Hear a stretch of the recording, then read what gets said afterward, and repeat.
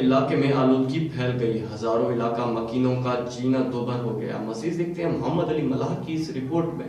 گھاروں میں chemical plant سے علاقے میں آلودگی پھیل گئی، ہزاروں علاقہ مکینوں کا جینا دوبہر ہو گیا۔ پہاڑی علاقوں میں بڑے پیمانے پر معدنیات کو کیمیکل کے ذریعے جلا کر قیمتی اجزا حاصل کرنے کا سلسلہ جاری۔ ماحولیاتی آلودگی سے حیاتیات کو شدید خطرہ، محکمہ ماحولیات فوری نوٹس لے، علاقہ مکینوں کا مطالبہ۔ جی ناظرین، گھاروں کے پہاڑی علاقے میں بڑے پیمانے پر معدنیات ہونے کا انکشاف، جہاں چائنا سے آنے والی جعلی کمپنی کے مالکان نے کمپنی قائم کر کے ڈمپر اور ٹیلوں کے ذریعے ایک مخصوص قسم کا پتھر اور ریتی جسے زمین پر بچھا کر بڑے کھڈے میں ان معدنیات اجزاء کو خطرناک کیمیکل کے ذریعے جلایا جاتا ہے، جس کے جلنے سے پورے علاقے میں دھوئیں کے گہرے بادل چھا جاتے ہیں، جس کی وجہ سے ماحولیات پر بہت بڑا اثرات مرتب ہو رہے ہیں۔